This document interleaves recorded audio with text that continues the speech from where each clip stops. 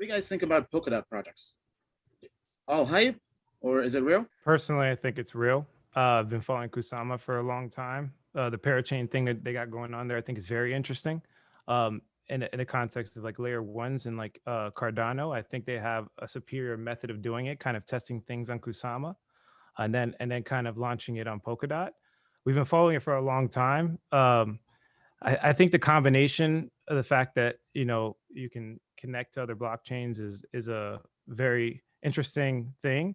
And then when you think about like Ethereum and all the network effects that they have, Polkadot coming in to steal some of that market cap wouldn't be a bad solution, I think. But yeah, I think I don't think it's hype at all. I have a question relating to that I don't know the answer to, because remember back in 2017 how there was Ethereum and then there was like Neo, Lisk, IOTA, and all those are gone.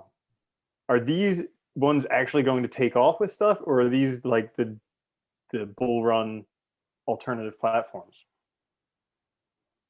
I think they're here. Yeah, I do. I mean, I think that, they were all very speculative back then.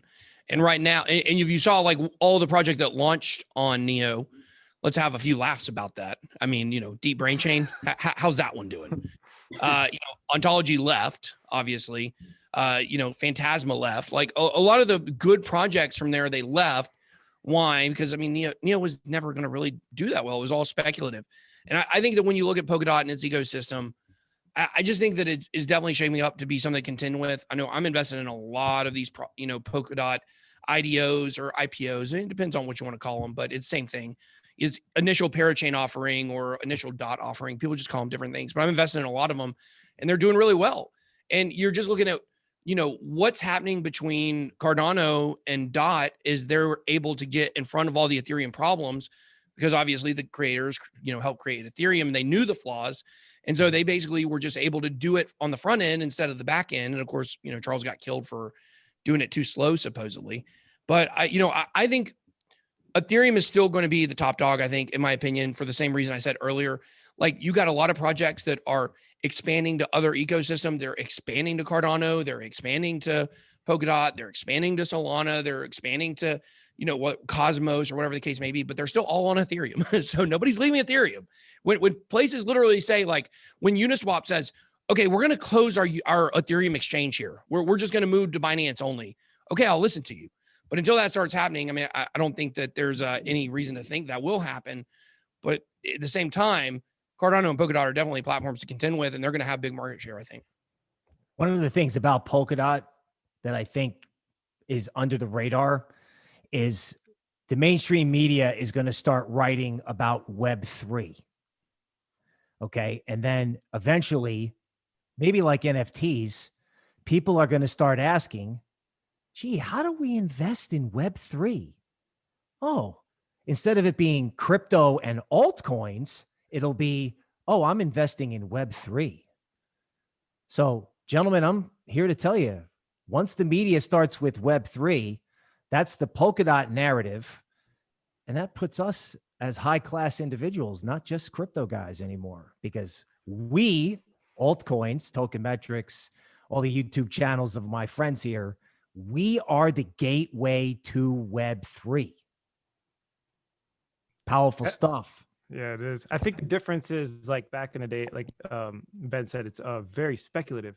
Now it's like interoperable. Like they can all kind of work together in some way. So yeah, I think this time they're going to definitely stick around for the long haul. I mean, the Web 3.0 is why I got involved in all this in the first place. Everything that. Whoa. Did you guys see that? Wow, that was my Bitcoin Billionaires book. I guess the Winklevoss twins are mad now.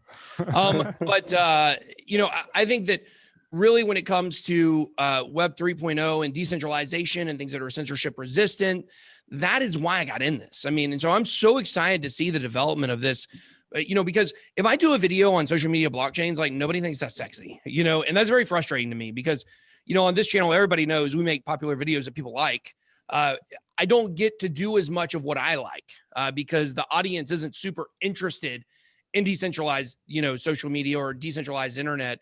And so I hope with Web 3.0 and the further development of, a different kind of internet that we're used to, that this will be something that people start to appreciate and realize that this is, it's not about moons and Lambos.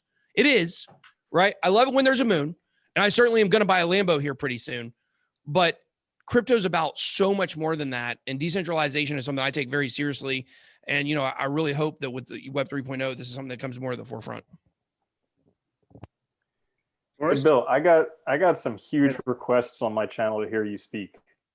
Everybody's like, let Bill speak. So I can't speak because I got to listen to BitBoy, man. Everybody's got to listen to BitBoy. Seriously.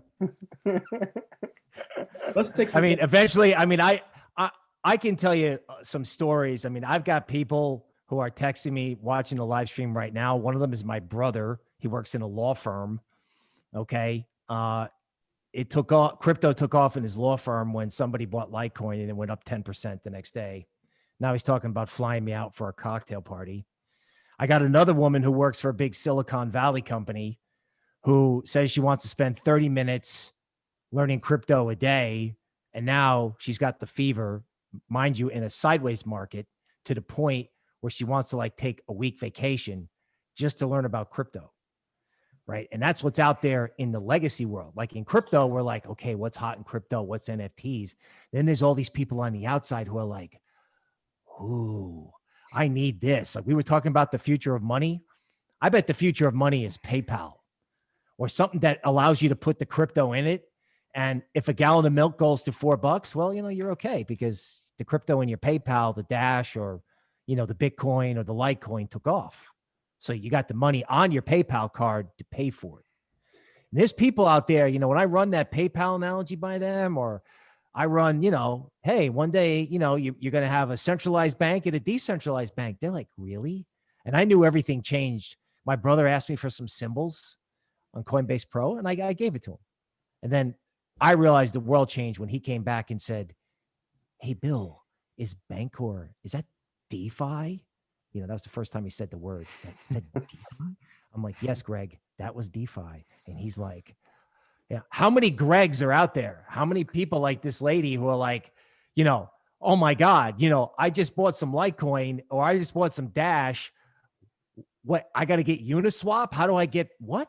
MetaMask? I mean, the things that we take for granted, there are people out there that want to learn this so bad, their hair hurts and their teeth itch. I'm serious. And they're coming.